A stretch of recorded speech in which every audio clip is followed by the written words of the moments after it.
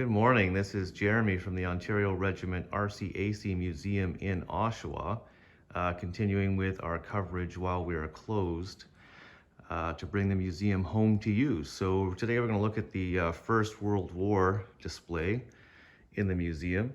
And it starts with this very interesting and rare Canadian uniform from the South African War, the Boer War.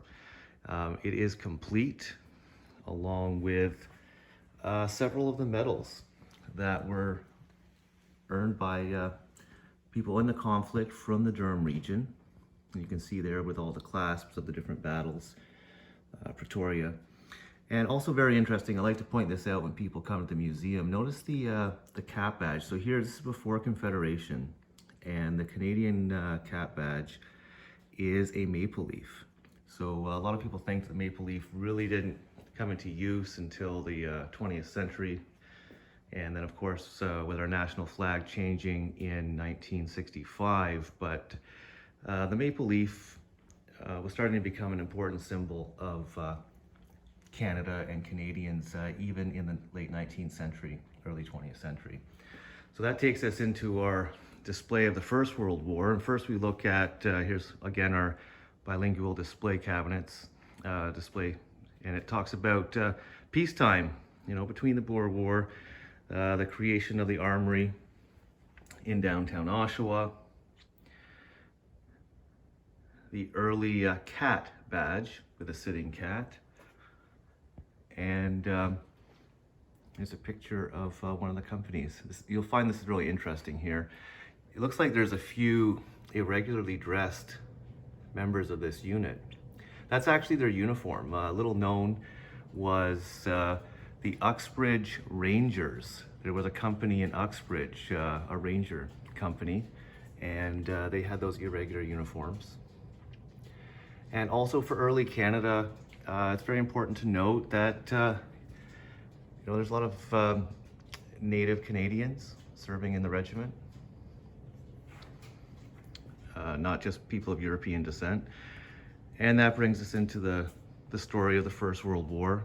The Ontario Regiment sent two battalions, the 116th Battalion and the 182nd Battalion, to the First World War. And here, these are all medals of people from the Durham region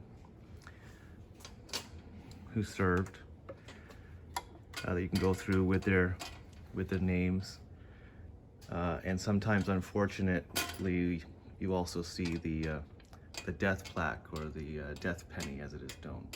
So those guys, they didn't come back after serving in the First World War. And then continuing also, we have another weapons cabinet display. And we're very fortunate here. We have a weapon from each of the belligerents, including the Austro-Hungarians, the Russians, the British, the Canadians, the Ross rifle. And obviously the Lewis gun. You can see that warfare was changing.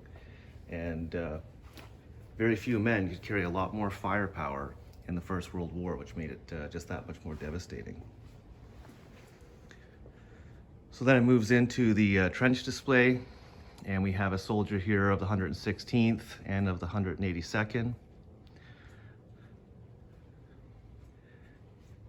And some of the kit that they would have in the trench.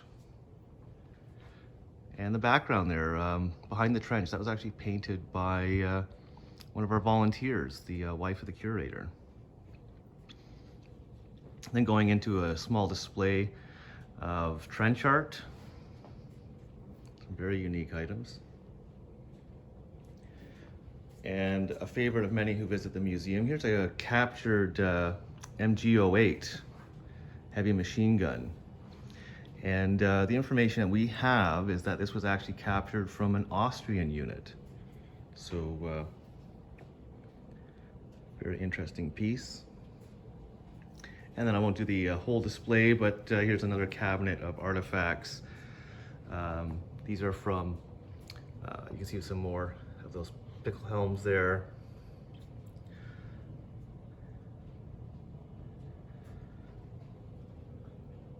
Shoulder flashes captured and some other badges of the 116th. So that's just a little look inside the museum. Since you cannot visit the museum, we're bringing the museum to you. And we hope that after the crisis, you'll visit us.